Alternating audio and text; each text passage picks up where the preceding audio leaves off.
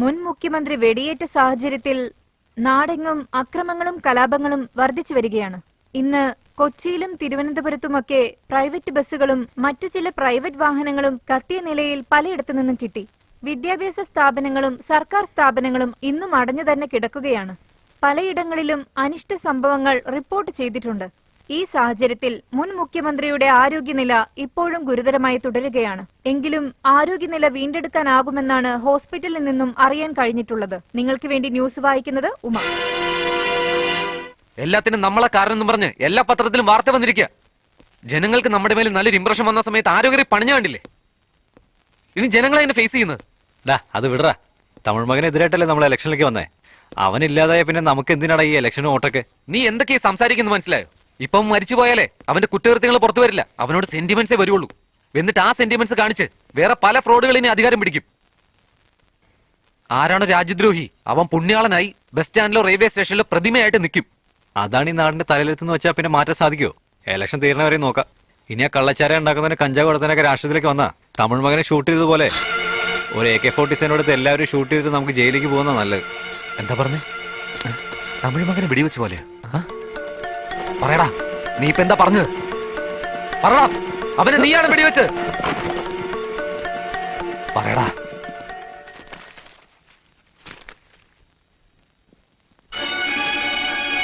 എന്തെങ്കിലും ഒന്ന് പറയടാ. നീ എന്തിനാ അങ്ങനെ ചെയ്തെന്ന് പറ. ഒന്നും മിണ്ടായിരിക്കടാ. ഭ്രാന്ത് പിടിച്ചത് എനിക്കാണോ നിനക്കാണോ 5 മിനിറ്റ് ഞാൻ മനസ്സിലാക്കി തരാം.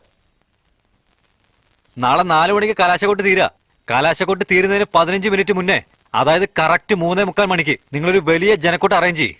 ആ ജനക്കൂട്ടം ഏത് കക്ഷിയിൽപ്പെട്ടവരായാലും ഈ നാടിന്റെ തലയിലെടുത്ത് മാറ്റാൻ പോകുന്ന ജനക്കൂട്ടമാണ്. തലയിലെടുത്ത് മാറ്റാൻ പോകുന്ന ജനക്കൂട്ടമാണെന്ന് എല്ലാവരെയും അനൗൺസ് ചെയ്തുകൊണ്ടേ ഇരിക്കേ. ഒരേ ഒരുത്തൻ ഈ നാട്ടുകാരെല്ലാവരെയും പറ്റിച്ചുകൊണ്ടിരിക്കുകയാണെന്ന് ജനങ്ങൾക്ക് മുന്നിൽ ഞാൻ മനസ്സിലാക്കി കൊടുക്കാം. നിങ്ങൾക്കൊന്നും മനസ്സിലായില്ലല്ലോ. ഇത് നോക്ക്, തമിഴ് മകന് വെടിയേറ്റ സമയത്തുള്ള ഫോട്ടോ. വലത് സൈഡിലാണ് വെടിയേറ്റിരിക്കുന്നത്. ഇതിപ്പോ ഹോസ്പിറ്റലിൽ ഇരിക്കുന്ന ഫോട്ടോയാ. ഇതിലിപ്പോ ഇടതുവശത്തെ കെട്ടിരിക്കുന്നത്.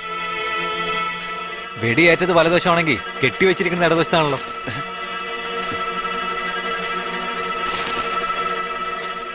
അപ്പൊ അയാൾക്ക് വെടിയേറ്റതും ഹോസ്പിറ്റലായതൊക്കെ എന്താ? അത് തന്നെയാണ് രാജതന്ത്രം. നമ്മൾ ജനങ്ങളുടെ അടുത്ത് സെന്റിമെന്റ്സ് ഇറക്കണം. അതുകൊണ്ടല്ലേ ഞാൻ ആളെ വിട്ട് എന്നെ തന്നെ വെടിവെപ്പിച്ചത്. അപ്പൊ ആളുകളുടെ മുമ്പിൽ സഹതാപം ഉണ്ടാകും. ഇപ്പൊ കണ്ടോ, ആളുകളുടെ മുമ്പിൽ കാറിക്കൂവണ്ട, കയ്യും കാലും പിടിച്ച് വോട്ട് തന്നണ്ട, സുന്ദരമായിട്ട് ജയിക്കാമല്ലോ. ഡോക്ടറെ, ഇതുകൊണ്ട് നിങ്ങൾക്ക് പല ഗുണങ്ങളും ഉണ്ടാകും. അത് കണ്ടോ, ഏതോ ഒരുത്തൻ വീഡിയോ എടുക്കുന്നുണ്ട്, നോക്ക്.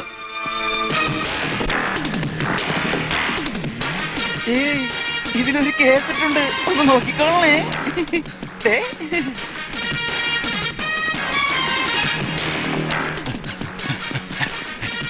ഇതിൽ കേസ് ഒന്നുമില്ലല്ലോ. രണ്ടുപേരും നേഴ്സ് സ്റ്റേഷനിൽ വന്നില്ലേ? അവരെങ്ങോട്ടാ പോയത്?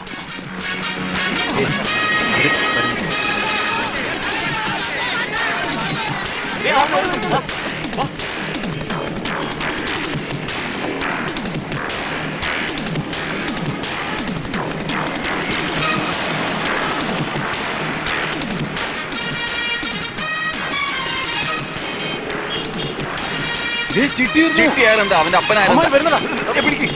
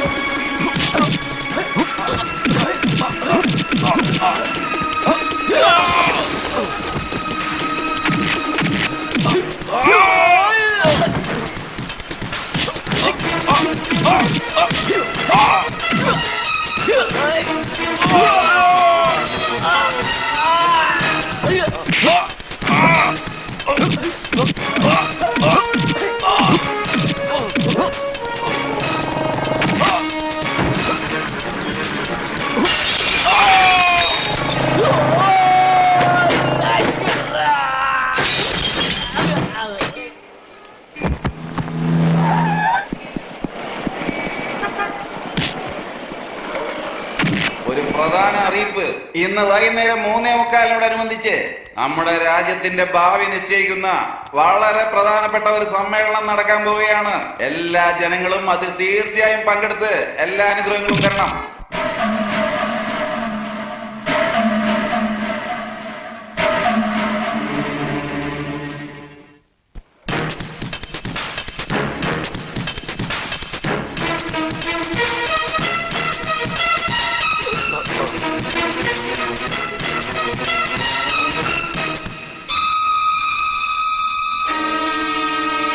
Come on,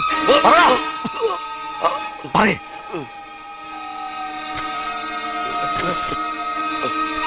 സാറേ, അവൻ എല്ലാ സത്യങ്ങളും പറയാൻ പോവാ. എന്നവനെ കൊന്നുകളാ.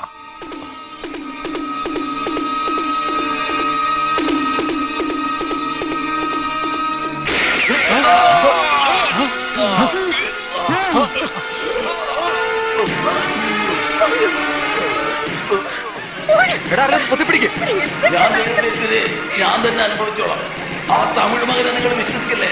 ഞാനും അവരും ചെയ്ത് എത്രയോ തെറ്റുകൾ ചെയ്തിട്ടുണ്ട്.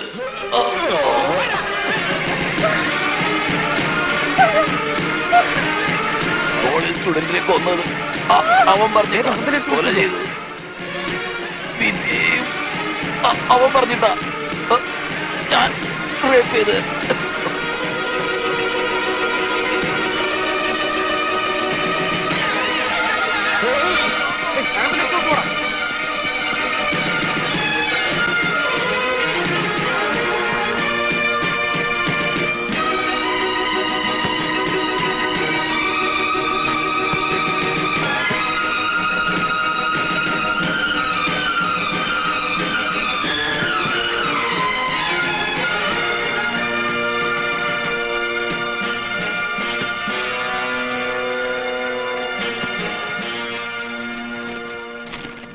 സംസ്ഥാനത്ത് നടന്ന നിയോജക മണ്ഡല ഇലക്ഷന്റെ റിസൾട്ട് ഇപ്പോൾ പുറത്തു വന്നിരിക്കുകയാണ്. കൊല്ലം പത്തനാപുരത്ത് മത്സരിച്ച മുൻ മുഖ്യമന്ത്രി അദ്ദേഹത്തിന്റെ എതിർ സ്ഥാനാർത്ഥിയായിരുന്ന സത്യമൂർത്തിയേക്കാൾ കുറഞ്ഞത് 30,000 വോട്ടുകൾക്ക് പരാജയപ്പെട്ടതായി അറിയാൻ കഴിഞ്ഞു.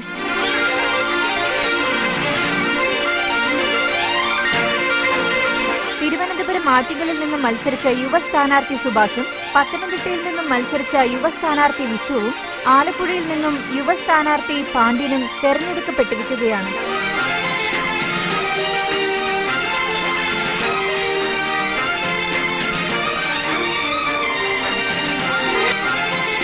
ഇപ്പോൾ തെരഞ്ഞെടുപ്പ് നടന്ന എല്ലാ നിയോജക മണ്ഡലങ്ങളിലും പീപ്പിൾസ് പാർട്ടി സ്ഥാനാർത്ഥികൾ 175ഓളം വോട്ടുകളിൽ മുന്നിട്ട് നിൽക്കുന്നു. സത്യമൂർത്തിയുടെ നേതൃത്വത്തിൽ 8 പേരുള്ള മന്ത്രിസഭ നാളെ ടൗൺ ഹാളിൽ ലളിതമായ ചടങ്ങുകളോടെ സത്യപ്രതിജ്ഞ ചെയ്യുന്നു. കലാ സാംസ്കാരിക മന്ത്രിയായിട്ട് പദവി ഏറ്റെടുക്കുന്ന ഞാൻ നിയമം വഴങ്ങിയും എന്റെ മനസാക്ഷിക്ക് വഴങ്ങിയും ജോലി ചെയ്യുള്ളൂന്ന് ഞാൻ സത്യം ചെയ്യുന്നു. വ്യവസായ മന്ത്രിയായി ചുമതലയേക്കുന്ന ഞാൻ നിയമത്തിനും എന്റെ മനസാക്ഷിക്ക് അനുസൃതമായി കടമ ചെയ്യുമെന്ന് ഞാൻ സത്യപ്രതിജ്ഞ ചെയ്യുന്നു. നീതി നടപ്പാക്കുന്നതിന് വേണ്ടി എല്ലാ കഴിവുകളും വിനിയോഗിക്കുന്നതാണ്. ഗതാഗത മന്ത്രിയായിട്ട് പദവി ഏറ്റെടുക്കുന്ന ഞാൻ നിയമം വഴി വിദ്യാർത്ഥി ഐക്യം വിജയിക്കട്ടെ വിജയിക്കട്ടെ ഐക്യം വിജയിക്കട്ടെ വിജയിക്കട്ടെ ഐക്യം വിദ്യാർത്ഥി ഐക്യം വിജയിക്കട്ടെ വിജയിക്കട്ടെ. ഇന്ന് രാഷ്ട്രീയം ഈ അവസ്ഥയിലായിരിക്കുന്നതിന് കാരണം ഇതിനു മുൻപ് ഭരിച്ചിരുന്ന മന്ത്രിമാരും അവരുടെ അഴിമതി നിറഞ്ഞ ഭരണവുമാണ്. ഇനി രാഷ്ട്രീയ നേതാക്കളും മറ്റ് പദവിയിലിരിക്കുന്നവരും പങ്കെടുക്കുന്ന ചടങ്ങുകൾ വളരെ ലളിതമായി തന്നെ നടത്തപ്പെടുന്നതാണ്. അതുമൂലം ലാഭിച്ചെടുക്കുന്ന ധനം ഉപയോഗിച്ച് സംസ്ഥാനത്തെ നല്ല കാര്യങ്ങൾക്കായി അത് വിനിയോഗിക്കാൻ പോവുകയാണ്. മന്ത്രിമാരുടെ പുറത്ത് ബന്ദോബസ്ത്, പുറത്തേക്കിറങ്ങിയ പോലീസ് എസ്കോർട്ട്, മുൻപിലെ കാറ് പുറകിലെ കാറ്, ഇതൊന്നുമില്ലാതെ എല്ലാ മന്ത്രിമാരും ഒരു സാധാരണ പൗരനെ പോലെയാണ് ഇനി സഞ്ചരിക്കാൻ പോവുക. IAS എടുത്തവരും MBBS എടുത്തവരും ഒക്കെ 5000 രൂപ സമ്പാദിക്കാൻ കഷ്ടപ്പെടുകയാണ്. അപ്പോഴാണ് ഉപ്പ് പോലും ഇടാൻ അറിയാത്ത ആൾക്കാര് 500 കോടി 1000 കോടിയൊക്കെ സമ്പാദിച്ചു വെച്ചിരിക്കുന്നത്. മുൻ മന്ത്രിസഭയ്ക്കെതിരെ വിചാരണ കമ്മീഷനെ നിയമിച്ചുകൊണ്ട് അവർ അനധികൃതമായി സമ്പാദിച്ച പണത്തെ ഗവൺമെന്റ് തന്നെ പിടിച്ചെടുത്ത് ആ ധനവും നല്ല കാര്യങ്ങൾക്ക് വേണ്ടി വിനിയോഗിക്കാൻ പോവുകയാണ്. ഇത് ഖജനാവ് കട്ടമുടിക്കുകയാണ്. അല്ല, ജനങ്ങളുടെ ഇന്ന് കൊള്ളയടിച്ച പണം നമ്മൾ ജനങ്ങൾക്ക് തിരികെ കൊടുക്കുകയാണ്. അങ്ങനെ ചെയ്താലേ ഇനി അഴിമതി കാണിക്കുന്നവർക്ക് ഭയമുണ്ടാവുകയുള്ളൂ.